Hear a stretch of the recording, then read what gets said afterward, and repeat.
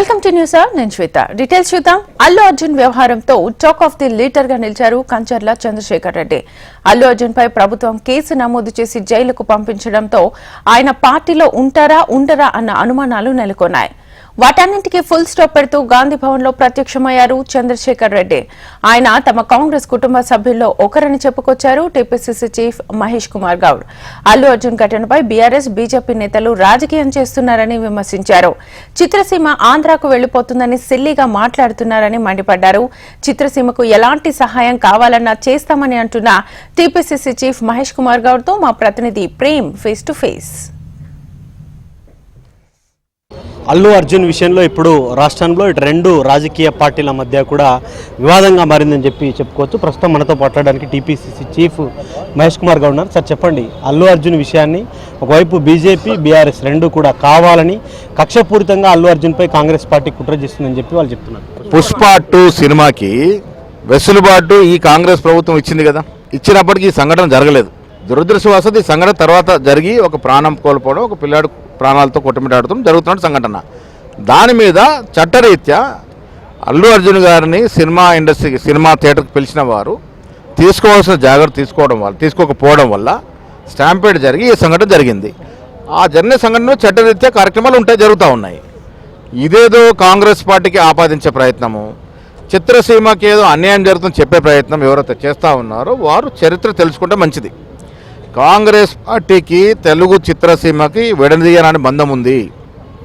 72 నుంచి ఆనాడు కాంగ్రెస్ ముఖ్యమంత్రులు వెంగళరావు కానీ, చెన్నారెడ్డి గారు కానీ, ఆ తర్వాత విజయభాస్కర్ రెడ్డి గారు కానీ చిత్రసీమకి ప్రోత్సాహం ఇవ్వడం వల్లనే ఈనాడు గొప్పగా వెలిసినటువంటి రామానాయుడు, పద్మాలయ స్టూడియో లాంటి స్టూడియోలు హైదరాబాద్కు వచ్చినాయి. మద్రాసులో స్థిరపడిన మేటి కథానాయకులు ఎన్టీ రామారావు గారు, అక్కినేని నాగేశ్వరరావు, కృష్ణ గారు, శోభన్ బాబు గారు, కృష్ణరాజు గారు ఆనాడు ఇక్కడ రావడానికి ప్రోత్సాహం ఇచ్చింది కాంగ్రెస్ ముఖ్యమంత్రులు.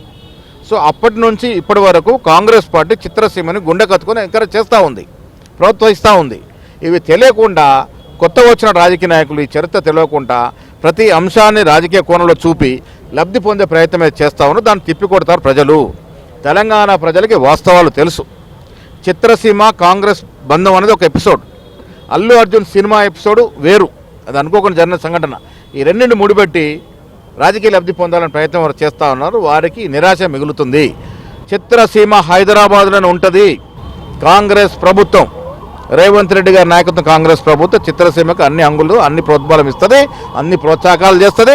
హైదరాబాద్లో చిత్రసీమ కొనసాగుతుంది. అల్లు అర్జున్ ఇంటి మీద నిన్న జరిగినటువంటి దాడిని మీరు ఎట్లా ఖండిస్తూ ఉన్నాం. అల్లు అర్జునే కాదు, ఎవరి ఇంటి మీద ఎవరు దాడి చేసినా చట్టరీత్యా నేరము. Congress party law and order విషయంలో, శాంతి భద్రత విషయం ఎక్కడ కాంప్రమైజ్ కాదు. అల్లు అర్జున్ మీద ఇంటి మీద జరిగిన దాడిలో పాల్గొన్న అందరూ కూడా శిక్షించాల్సిందే. ఇష్యూ అన్నిటిపై కూడా మాట్లాడుతూ డిప్యూటీ సీఎం పవన్ కళ్యాణ్ ఆంధ్రాకు తెలుగు ఇండస్ట్రీ రావాలని చెప్పి వారు కోరుతున్నారు. దీన్ని మీరు ఎట్లా చూస్తారు? ఆంధ్రాకు చిత్రసీమ రావాలని కోరుకున్న తప్పలేదు, కానీ అన్ని అంగులు ఇంత మంచి ప్రోత్సాహకాలు ఇస్తున్న కాంగ్రెస్ ప్రభుత్వాన్ని వదిలి చిత్రసీమ ఎక్కడికి పోదు. గాంధీ భవన్ లో చంద్రశేఖర్ రెడ్డి, అల్లు అర్జున్ మామ చంద్రశేఖర్ రెడ్డి గారు మా కాంగ్రెస్ నాయకుడు, చాలా మంచి, నాకు చాలా మిత్రుడు. నాకు కలవడానికి వచ్చినాడు. మేము ప్రెస్ మీట్లో ఉన్న వాళ్ళు కలవలేకపోయాం. వెళ్ళిన తర్వాత ఫోన్ చేశారు, మళ్ళీ కలుద్దామన్న మాట చెప్పడం జరిగింది. ఇది ఏదైతే అల్లు అర్జున్ విషయాన్ని, మరొకవైపు తెలుగు ఇండస్ట్రీని, రెండు కూడా అంశాలు వేరువేరు.